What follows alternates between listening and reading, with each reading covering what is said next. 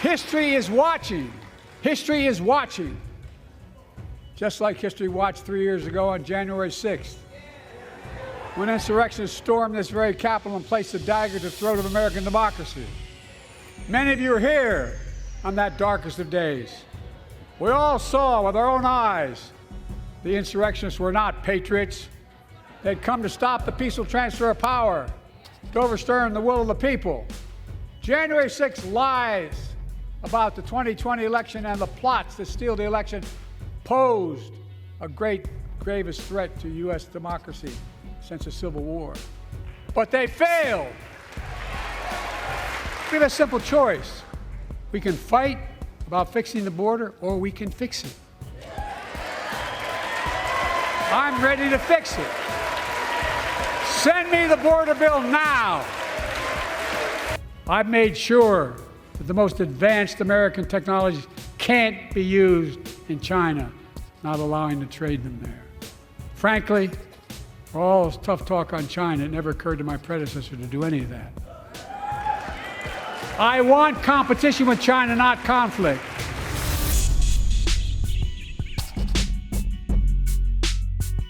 History is watching. History is watching. Just like history watched 3 years ago on January 6th, when insurrectionists stormed this very Capitol and placed a dagger to the throat of American democracy. Many of you are here on that darkest of days. We all saw with our own eyes the insurrectionists were not patriots. They'd come to stop the peaceful transfer of power, to overturn the will of the people. January 6th lies about the 2020 election and the plots to steal the election posed a gravest threat to U.S. democracy since the Civil War. But they failed. America stood.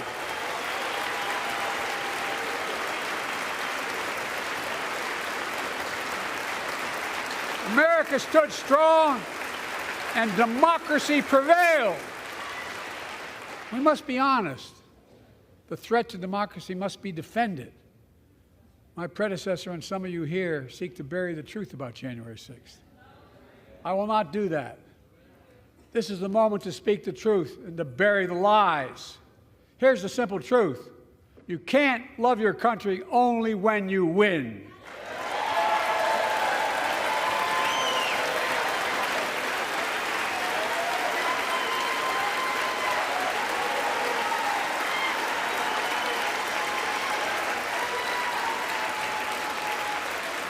As I've done ever since being elected to office, I ask all of you without regard to party to join together and defend democracy. Remember your oath of office to defend against all threats, foreign and domestic. Respect free and fair elections, restore trust in our institutions, and make clear political violence has absolutely no place in America, zero place.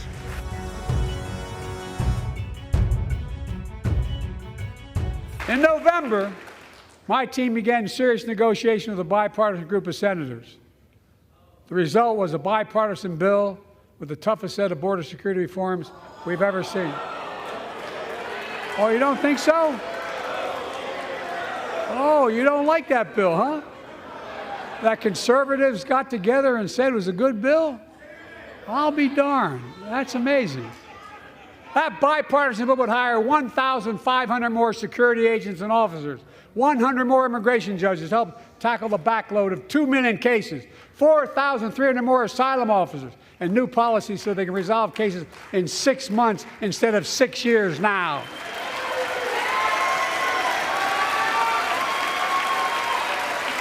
What are you against?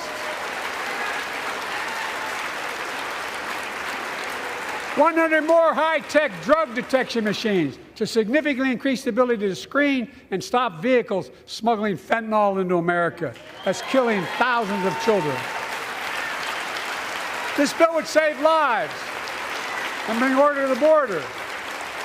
It will also give me and any new president new emergency authority to temporarily shut down the border when the number of migrants at the border is overwhelming.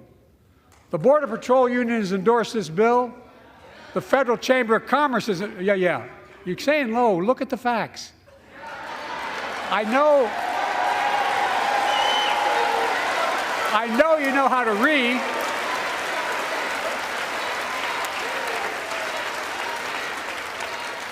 I believe that given the opportunity for a majority in the House and Senate would endorse the bill as well, a majority right now. But unfortunately, politics has derailed this bill so far. I'm told my predecessor called members of Congress in the Senate to demand they block the bill. He feels political win, he viewed it as will be a political win for me and a political loser for him. It's not about him, it's not about me. I'd be a winner, not really.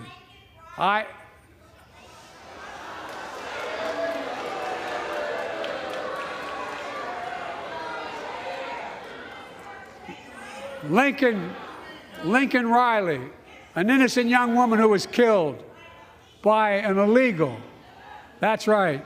But how many of the thousands of people being killed by illegals? To her parents, I say, my heart goes out to you, having lost children myself. I understand. But look, if we change the dynamic at the border, people pay these smugglers $8,000 to get across the border because they know if they get by and let into the country, it's 6 to 8 years before they have a hearing. And it's worth taking the chance of the $8,000. But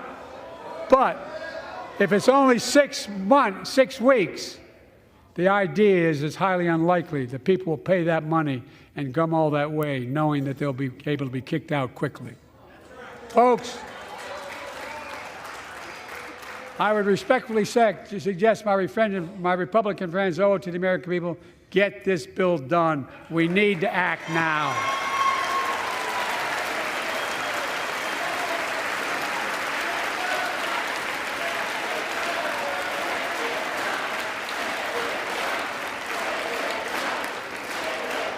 And if my predecessor is watching, instead of paying politics and pressuring members of Congress to block the bill, join me in telling the Congress to pass it. We can do it together, but that's what here's what he will not do. I will not demonize immigrants saying they are poison in the blood of our country. I will not separate families. I will not ban people because of their faith.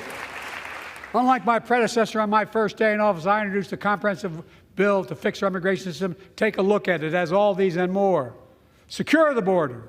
Provide a pathway to citizenship for dreamers, and so much more. But unlike my predecessor, I know who we are as Americans. We're the only nation in the world with a heart and soul that draws from old and new. Home to Native Americans, whose ancestors have been here for thousands of years. Home to people of from every place on earth. They came freely. Some came in chains. Some came when famine struck, like my ancestral family in Ireland. Some to flee persecution, to chase dreams that are impossible anywhere but here in America. That's America. And we all come from somewhere, but we're all Americans.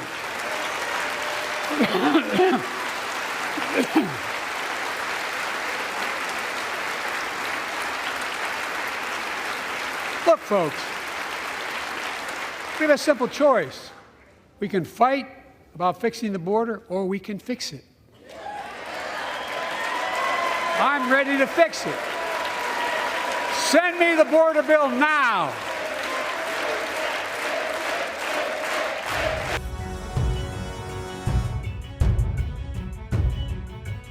I've heard many of my Republican and Democratic friends say that China is on the rise and America is falling behind. They've got it backwards. I've been saying it for over 4 years, even when I wasn't president. America's rising. We have the best economy in the world. And since I've come to office, our GDP is up, our trade deficit with China is down to the lowest point in over a decade. And we're standing up against China's unfair economic practices. We're standing up for peace and stability across the Taiwan Straits. I've revitalized our partnership and alliance in the Pacific. India, Australia, Japan, South Korea, Pacific Islands. I've made sure that the most advanced American technologies can't be used in China, not allowing to trade them there. Frankly, for all this tough talk on China, it never occurred to my predecessor to do any of that. I want competition with China, not conflict. And we're in a stronger position to win the conflict of the 21st century against China than anyone else, for that matter, than any time as well. Here at home, I've signed over 400 bipartisan bills. But there's more to pass my unity agenda. Strengthen penalties on fentanyl trafficking. You don't want to do that, huh? Pass bipartisan privacy legislation to protect our children online. Harness the promise of AI to protect us from peril. Ban AI voice impersonations and more. And keep our truly sacred obligation to train and equip those we send into harm's way and care for them and their families when they come home and when they don't.